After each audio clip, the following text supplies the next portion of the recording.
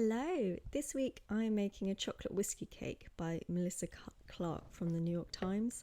It was Burns night a few weeks ago, so I thought whiskey cake sounds perfect.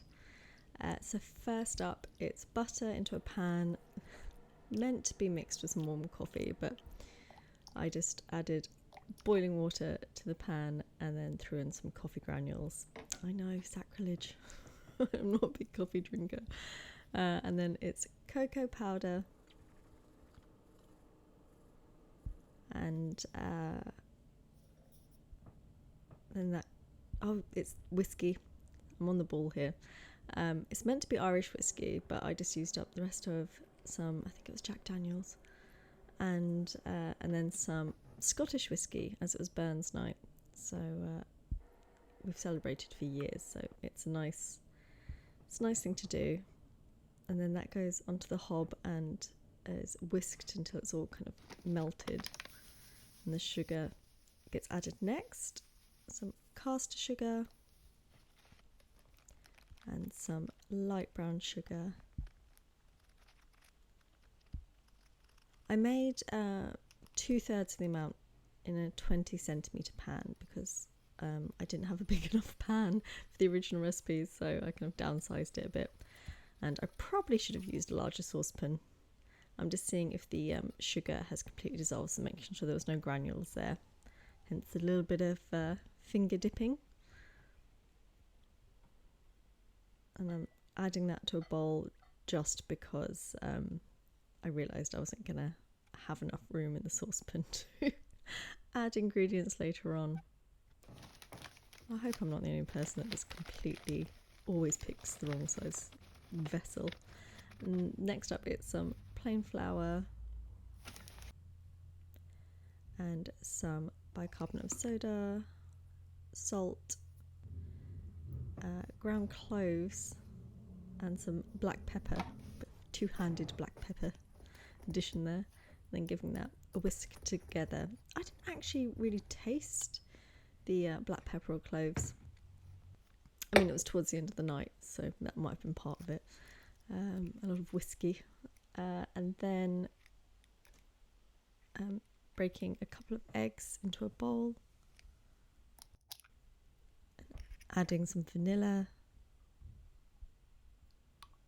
And giving that a whisk together. It's a pretty simple recipe, actually.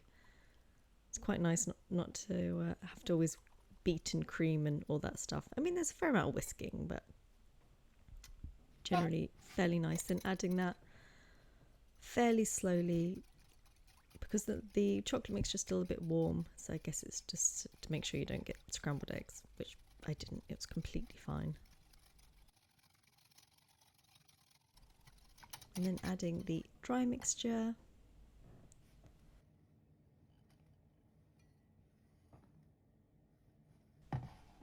I did find it was a very boozy tasting cake. My friends absolutely loved it. Kind of almost like brownie-like. So you can see it's a very, very wet mixture. She says at this point to fold in chocolate chips, which I did try to fold in, but as you can see, it's really, really liquidy. It just kind of fell to the bottom and kind of clumped. And then I read the comments later on, and some people had just chopped up dark chocolate, and they said that worked better. So if you're going to do that, give it a go.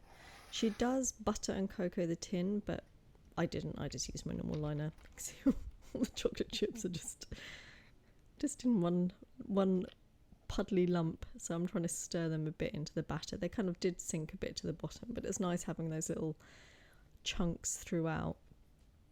Added a little bit of texture, and it goes into the oven. The recipe was 55 to 65 minutes, but mine took about 45, but I made 2/3 the amount.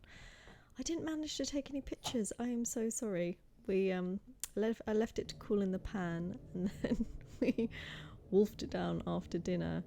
Yeah, it was kind of dense and fudgy. This is the only picture I had. I think it'd been frozen then as well. Dense and kind of fudgy, chocolatey, very boozy.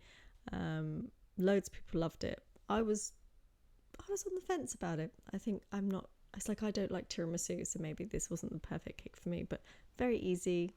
It was enjoyable, and yeah, I'd say give it a go. Have you made it, and anything you'd recommend making? See you guys next time.